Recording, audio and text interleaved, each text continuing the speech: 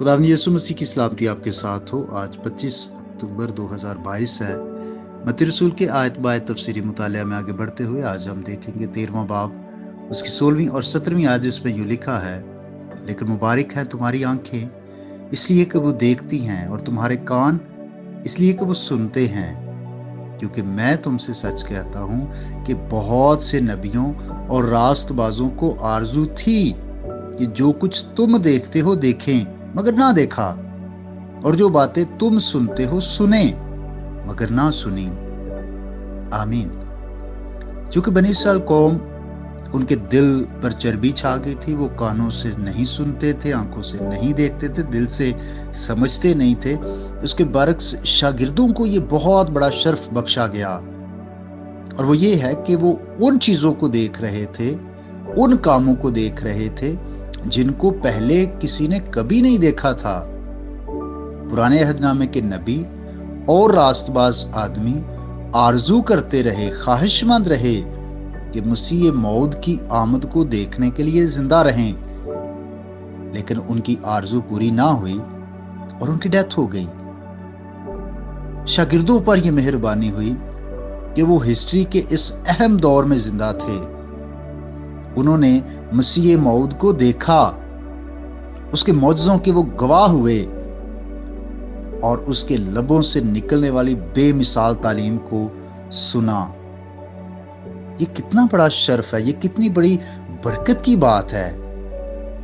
और चूंकि रसूलों ने दूसरों को सिखाना और तालीम देना था, इसलिए उन्हें खुदा की सच्चाई की ज्यादा और वाज़ेह समझ दी गई कि वो देखें, वो सुने, ताकि फिर आगे तालीम दे सकें। ये ख्वाहिश, ये आरजू तो बहुत सारे नबियों और रास्तबाज लोगों की थी, मगर ये उनको अता नहीं हुई। पुराने अहदनामे के मुकद्दसीन को अंजील यानी खुशखबरी के नूर की हल्की सी झलक नजर आती थी, और वो दिल से ज्यादा इंकिशाफ के आरजूमंद थे। जो मसीह को थोड़ा बहुत जानते थे, उन्हें ज्यादा जानने की अशद आरजू होती थी। और आज भी यही बात है। जरूर है कि हम ज्यादा से ज्यादा मसीह को जानें, उसकी कुदरत और उसके निजात बख्श काम के बारे में ज्यादा से ज्यादा समझें, ताकि फिर हम दूसरों को भी सिखा सके, दूसरों को भी तालीम दे सकें। खुदावंद आपके साथ हो। आइए हम दुआ करें।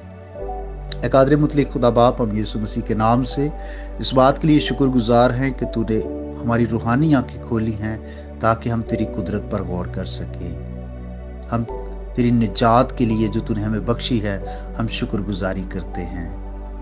और ऐ खुदा, हर रोज हमें फजल और तौफीक अता कर कि हम ज्यादा से ज्यादा तेरे कलाम को समझें, ताकि खुद उस पर अमल करें और इसकी तालीम दूसरे लोगों तक पहुंचा सकें।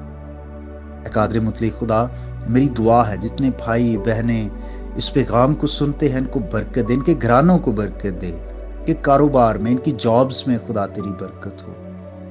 जो बेरोजगार हैं उनके लिए अच्छे रोजगार के दरवाजे खुलें, और जो बरसरे रोजगार हैं उनकी जॉब्स में खुदा तू हर रोज उनकी हिफाजत कर। बीमारों की सेहत याबी के लिए दुआ करता हूँ।